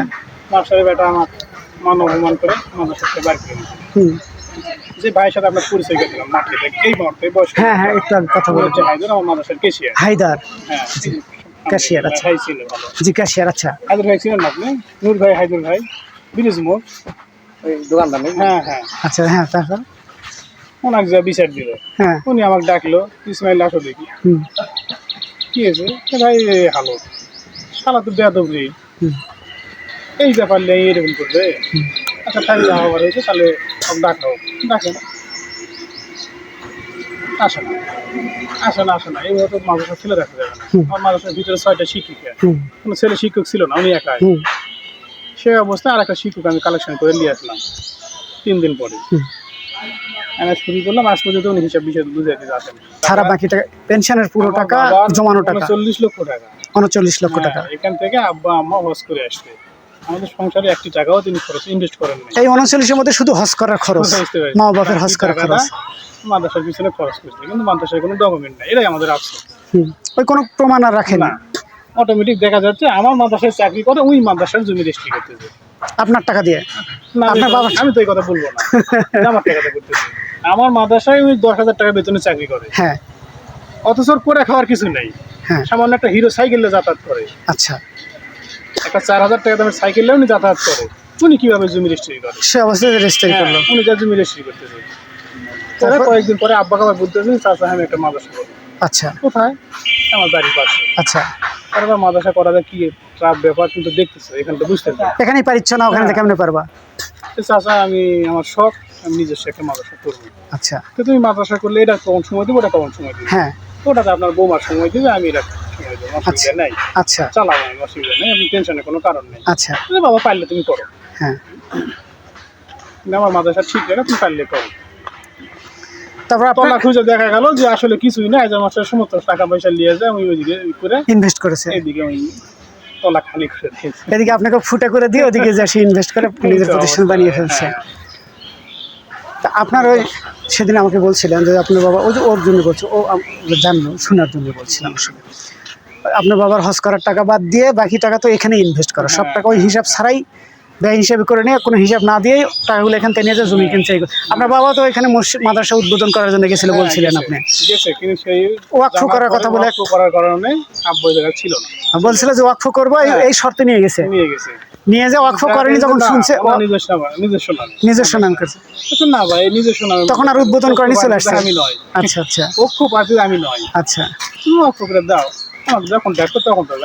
এবং তারপর উনি আমার বিরুদ্ধে নিউজ করেছে যে আমি নাকি হজ এজেন্সি যেটা চালাচ্ছি এটা নাকি অনুমতি নেই নাই, অথচ আমি যার একটা প্রাইম হজ গ্রুপ যার এটা আমি চালাচ্ছি ওনার অনুমতি সাপেক্ষে আমি চালাচ্ছি। আসসালামু আলাইকুম। ওয়ালাইকুম আসসালাম ওয়া রাহমাতুল্লাহ। কেমন আছেন? জি আছি আলহামদুলিল্লাহ। জি, ফারুক ট্যুরস অ্যান্ড ট্রাভেলস এর কেউ বলছিলেন? জি জি। আপনি কি ফারুক সাহেব বলছিলেন? আপনি কে বলছেন? আমি editor of BTV news Abdul Bari. জি জি বলেন, কি ব্যাপার? আপনার এইটা ঢাকাতেই অফিস তাই না? জি জি ঢাকায় অফিস। ঢাকাতে অফিস। আপনার এই হজ গ্রুপের সাথে কি আপনার Jannatul Mawa travels, Faruk tours and travels Hajj life আচ্ছা এটা আপনার আছে না? আর প্রাইম হজ গ্রুপ এটা কার? মূলত প্রাইম হজ গ্রুপের আন্ডারেই হলো বাকি সবগুলি আর কি। ও যেগুলি নাম বলছেন এগুলি সব আপনারই প্রাইম হজ। জি জি প্রাইম হজ গ্রুপ। আর আরেকটা কি যে messrs Safayet international recruiting license number এত, এটা কার? সেটা ম্যান পাওয়ার লাইসেন্স, এটা হজ উমরা না, ওটা হলো রিক্রুটিং লাইসেন্স। এই ম্যান পাওয়ার বিদেশি লোক পাঠানো এটা হচ্ছে সাফায়েত ইন্টারন্যাশনাল। এটা কার? এটা আপনারই প্রতিষ্ঠান না আর কারো? এটা আমাদের বলতে একক না, ওটা পার্টনারশিপ আছে। আপনাদের পার্টনারশিপ না? জি। আপনার কথার টোনে আমি বুঝতেছি আপনার বাড়ি উত্তরবঙ্গে। জি কারেক্ট। ঠিক আছে, উত্তরবঙ্গে বুঝতেছি। ওইটা আপনার উত্তরবঙ্গেরই মুফতি রাশেদ ইলিয়াস, উনি এই ম্যান পাওয়ারের বিষয়টা দেখেন। মুফতিকে বিষয়টা উনি দেখেন। মুফতিকে? হ্যাঁ মুফতিকে রাশেদ ইলিয়াস। উত্তরাঞ্চল কোথায়? ওনার নওগাঁয় বাড়ি। নওগাঁ রাশেদ ইলিয়াস। নওগাঁ কোন জায়গায় বলতে পারবেন প্লিজ? নওগাঁ সদরে, একদম সদরে, হোটেল পট্টিতে বাড়ি ওনার। নওগাঁ সদরে হোটেল পট্টিতে বাড়ি। রাশেদ ইলিয়াস না? হ্যাঁ রাশেদ ইলিয়াস। আচ্ছা আচ্ছা, এটা উনি দেখেন। আর হজ উমরা সংক্রান্ত কোনো বিষয় হলে সেটা আমি দেখি। আমি ওই ব্যাপারে ধরেন আপনার মালিকানা আছে, ওইখানে আপনার সম্ভবত 4 জন আছে। আর হজ সংক্রান্ত হলে যাবতীয় বিষয় আমি বলতে পারবো। ও আচ্ছা। আর ওই বিষয়টা কারো ভিসা হওয়া, কারো হওয়া, ওইটা আসলে আমি টোটালি অজ্ঞ। আমার কিছু বলতে হলে আমি ওনার কাছ থেকে জেনে বলতে পারবো। আচ্ছা আচ্ছা আচ্ছা আচ্ছা। রিক্রুটিং হলে নওগাঁর ওনারা সব বলতে পারবো? হ্যাঁ উনি এটা 100% উনি দেখেন। ও 4 জন মালিকই কি নওগাঁর? না, একজন সিলেটের, একজন নওগাঁর, একজন কুমিল্লার। 2 জন কুমিল্লার। 2 জন কুমিল্লা। উত্তরাঞ্চলে কি আপনার এরকম, বা নওগাঁয় যদি আপনি বলছেন, নওগাঁতে যেমন নওগাঁয় তো আমাদের অফিসই আছে। ঠিক আছে। নওগাঁ কোন জায়গায় অফিস আপনাদের? নওগাঁয় ওই যে আপনার এটা হলো আপনার জমজম টাওয়ার। আমি 1-2 বার গেছিলাম নওগাঁ শহরেই। হ্যাঁ ওইটা কাপড়পট্টি। জমজম টাওয়ার, কাপড়পট্টি। আচ্ছা, ওইখানে আপনাদের অফিস দেওয়া আছে, আপনাদের লোকজন কাজ করে। হ্যাঁ। আপনার আলাদা করে যেমন ওই হজ ডিরেক্টর, এরকম ডিরেক্টর হিসেবে কাউকে কন্ট্যাক্ট করছেন কিনা, বা কাউকে চুক্তিপত্র করে দিয়েছেন কিনা নওগাঁতে? ওইখানে আছে, ওইখানে আপনার মেরাজুল আলম বলে একজন আছে। যাদেরকে দায়িত্ব দেন এরকম, তাদের মধ্যে কি কেউ হজ করেইনি এখনো, এরকম ব্যক্তিকে দায়িত্ব দিয়েছেন না হজ করেছে এরকম? না এরকম কোনো ব্যক্তি নাই, প্রশ্নই আসে না। আমি একটা রাস্তার মানুষকে এসে তো আর এই দায়িত্বটা দিতে পারি না। ঠিক আছে, সেক্ষেত্রে অর্থনৈতিক কেলেঙ্কারি হবে, ঝামেলা হবে, সে টাকা পয়সা তসরুপ করবে, সুনাম সামাল দেওয়া অনেক কঠিন। কথা বুঝতে পারছি। সুনাম ক্ষুণ্ণ। আমাদের লাইসেন্স হলো 2001 সালের, এখন 26 বছর চলে। অনেক লম্বা। তো এখন কি আমরা এই সমস্ত এই বোকার মতো কাজ করা যায়? এখনকার মানুষ আপডেট না। আসসালামু আলাইকুম। আসসালামু আলাইকুম রাহমাতুল্লাহ। হ্যালো, জি সালাম দিয়েছি। মিরাজুল আলম মিরাজ বলছিলেন? জি ও, আপনার প্রাইম হজ গ্রুপ না? জি, প্রাইম হজ গ্রুপ। ও, এটা কি কে আপনার? বলছিলেন? আমি আব্দুল বারী বলছিলাম। আপনার- আব্দুল বারী? হ্যাঁ, মাহমুদুল কে হাসান বলছেন? মিলন? হ্যাঁ, মাহমুদুল হাসান মিলন বলেছে আপনি দিয়েছেন। আপনার বাই নেমে আমার উল্লেখ করেই বলেছে যে সে দিয়েছে। আমি দিয়েছি। হ্যাঁ, সে বলেছে, এটা তার ভাষ্য। তার ভাষ্য আমি হ্যাঁ, তাহলে ওনাকে ধরেন, ওটা আগে বাঁধেন। না, আমি কোনো অনুমতি কাউকে এভাবে দেই নাই। আসসালামু আলাইকুম রহমতুল্লাহ। ওয়ালাইকুম আসসালাম। জি, প্রাইম হজ গ্রুপের চেয়ারম্যান রাশেদ ইলিয়াস বলছিলেন? জি বলছিলাম। আপনার এটা কি আপনার অন্য কোনো ডিস্ট্রিক্টের শাখা আছে? না, কোনো ডিস্ট্রিক্টের শাখা নাই আপনাদের, না? না। তার মানে আপনারা দুজনেই চালাচ্ছেন নাকি? জি। আপনারা দুজনেই কি তাহলে এটা চালাচ্ছেন, প্রাইম হজ বিজনেস গ্রুপ যেটা? না, ডিরেক্টর আছে, আমরা এখানে ডিরেক্টর আরো আছে, কিন্তু এটা ইয়া নেই আর কি। অন্য ডিস্ট্রিক্টের কোনো শাখা নেই। অন্য কোনো ডিস্ট্রিক্টের শাখা নেই, না? না, ও, কাউকে শাখা হিসেবে দায়িত্ব তো দেননি তাহলে মনে হয়। না, না। ও, কিন্তু আপনারা যে উত্তরাঞ্চলে নওগাঁতে একজন একটা শাখা দিয়ে প্রাইম হজ গ্রুপ নামে লিখে দেয়, একজন শাখা হিসেবে চালায়, তারা প্রাইম হজ গ্রুপ, ওটা হজের কাজ করে। প্রাইম হজ গ্রুপ, জি জি। এটা কি নওগাঁতে এই শাখা আছে আপনাদের? ওটা হলো হজের কাজ করার জন্য। হজের কাজ করার জন্য কি ডিরেক্টরশিপ হিসেবে দেওয়া আছে নাকি? ও, না, ডিরেক্টরশিপ নেই। ডিরেক্টরশিপ নয়। না। প্রাইম হজ গ্রুপ যেটা যাকে হ্যাঁ, দিচ্ছেন, ওখানে মিরাজুল আলম মিরাজ আছে। মিরাজুল আলম মিরাজ, ওনাকে দায়িত্ব দেওয়া আছে, না? আপনি যদি প্রমাণ করে দিতে যদি পারেন, তাহলে এলাকাবাসী, চেয়ারম্যান, মেম্বার, মাতব্বর, প্রশাসন আমাকে যেই সাজা দিবে আমি নির্দ্বিধায় মাথা নত করে আমি সে সাজা মেনে নেব। এবং ওনাকে বলবো যে আপনি কারো কথায় কান না দিয়ে আপনি এলাকায় আসেন, এলাকায় আসা বসেন। এইভাবে মনোমালিন্যতার কারণে আপনি একজন আলেম ওলামার শান, ইজ্জত, মান এগুলো আপনি ক্ষুণ্ণ করতে পারেন না। এই জন্য আমি এর তীব্র প্রতিবাদ জানাচ্ছি। এই 4 নাম্বার নিউজের পরে 5 নাম্বার নিউজের আগে তুমি বললে যে আঙ্কেল যা হচ্ছে ও সব ভুল করেছে, মেলা ভুল আছে, আর অনেক ভুল আছে, আপনি ক্ষমা করে দেন, মাফ করে দেন, আমি আপনার বাড়ি যাচ্ছি বলনি তুমি? আমাকে অনেক রিকোয়েস্ট করলে না? আমি আসলে বাস্তবে আমার নিজের মন থেকে আমি আজকে আমার ওই মেয়ের কাছে আমার ওই তোমার হলো চাষি গেছে, বুঝতে পারছেন? হ্যাঁ, আমি আজকে যেতে চাইছিলাম, যাবো, কিন্তু আপনি ওইভাবে করলেন, তো ওই জন্য আমি না যা কথা ঠিক করাছি। বুঝো করলাম, বুঝো। তাহলে তুমি নিজেই বললে ওই যে তোমাকে বলতেছে বা তুমি বলতেছো যে তাহলে সব অন্যায় ওই করছে, মাপ চেয়ে নিতে চাচ্ছ যে ওই ক্ষমা করে দেন, ও কার লেখালেখি করেন না। তুমি নিজে বললে আমাকে, তাই আমি বললাম যে না, ওক বাদ দিয়ে ওই এলো অন্যায় করতেছে বারবার, ওই এলো ঠিক হোক, তারপরে দেখা যাবে। এই কথা বলিনি আমি তোমাকে? আচ্ছা, বলার পরে শোনো, বলার পরে আমি বলি, বলার পরে আমি 5 নাম্বার নিউজটা আমি দিছি তোমার সাথে। আমার কথা বলার পরে 5 নাম্বার নিউজটা দিছি কেন? ওই হজ কাফেলা বলছে আমি অনুমতি নিচ্ছি, কিন্তু ওরা বলছে আমি অনুমতি নেইনি। প্রমাণ দেওয়া লাগবে তোমার, তাই না? প্রমাণ দিলে তো এটা আইনের মতো পরিষ্কার হয়ে যাবে। তাহলে আমি আর লেখালেখি করবো না, তাহলে আমি আবার লিখে দেবো যে সে তার এই প্রমাণ আছে যে হজ কাফেলা চালাই, এই তো। এরপরে বিদেশ লোক পাঠায়, কয়জন পাঠায় তুমি জানো না? শুনলাম সংবাদ সম্মেলন করলো, সাংবাদিক গেছিল। কয়জন সাংবাদিক গেছিল বলতে পারবে? কাছে ছিলাম তুমি ছিলে? ছিলে? আমারও কিছু কথা ওরা রেকর্ড করেছে হয়তো। কি বললো? ওরা কি বললো আর তুমি কি বললে? ওরা না ওদের খালি জিজ্ঞাসা করছে এখানে মাদ্রাসা পাওয়ার টাকা হয়েছে, কোনো রকম ইয়ে হয়েছে না, না এরকম কোনো অপ্রীতিকর ঘটনা ঘটেনি, এইটুকু। স্থানীয় তোমাকে অনেক আলেম ওলামা ছিল, স্থানীয় ওয়ারেস, আতোয়ার, তারপরে যে কি তোমার মোশারফ টোশারফ, এরা যারা ছিল এরা এরকম বলেন না না না, এত করা লাগবে না তো। ওই সত্য কথাগুলো আমাকে, আমি যা লিখেছি এই লেখার মধ্যে, যে আমাকে যদি বলে যে এটা আপনার মিথ্যা কথা, এটা আপনার সত্যি কথা, তাহলে আমার যে এই প্রমাণ আছে, ওই এক প্রমাণ দিলে তো আর এগুলা কিছু লাগে না। ওইটা একটা প্রমাণও আমাকে দিচ্ছে না। ওই প্রমাণ না দিয়ে আমার ব্যাপারে কুরুচিপূর্ণ উল্টাপাল্টা কথা বলতেছে, এটা কি ঠিক হচ্ছে? বিভিন্ন সময় কুরুচিপূর্ণ কথাবার্তা বলতেছে।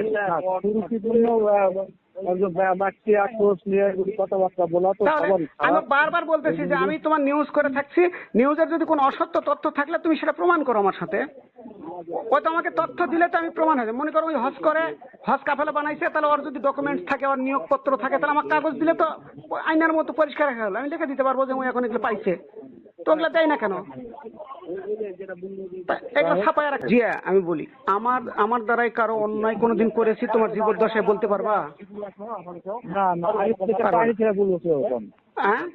পারবে না। আমি যেটা পাইনি সেটা বলবো কি আচ্ছা, তারপরে বুঝো তোমার জানা মতে কি আমি খারাপ মানে ভুয়া চাঁদাবাজ এই সেই সাংবাদিক এগুলো করতে পারে? কথাগুলো তো আমি কখনোই বুঝতে পারবো না আঙ্কেল। তাহলে এগুলো বলে কেন বলো? কারো পক্ষপাতিত্ব করা বা কারো মানে ইয়ে হয়, তারপর হয়তো যেটা জানা নাই বা ইয়ে নাই সে সম্পর্কে মন্তব্য করতে পারবো না। তাহলে বুঝো, তাহলে আঙ্কেল শোনো, আমি শুরু থেকে আমি শেষ করে নিব, এখন শেষ করব। আমি শুরু থেকে যতগুলো রিপোর্ট করলাম, আমি বারবার তোমাকে বলছি, সবাইকে বলছি, এর মধ্যে কোনো যদি অসত্য একটা লাইন থাকে আমাকে বলো, সেটা আমি শুধরিয়ে নিয়ে আমি ফলো আপ দিয়ে আমি নিউজ শেষ করে দেবো। আমাকে তো একটা লাইন কেউ ভুল ধরে দিতে পারছে না। ওকে বলছি যে তোমার যদি অসত্য তথ্য থাকে আমাকে বলো, ওই তো আমাকে প্রমাণ দিতে পারেনি একটাও। আচ্ছা, ওর কোনো ঠিক আছে, ওর যদি অসত্য লেখা থাকে আমাকে প্রমাণ দিও, আমি সেটা তুলে ধরবো যে আমি এটা মিথ্যা লিখেছি কিনা, আমাকে বলবে, আমি সেটা তুলে ধরবো। ঠিক আছে, ঠিক আছে।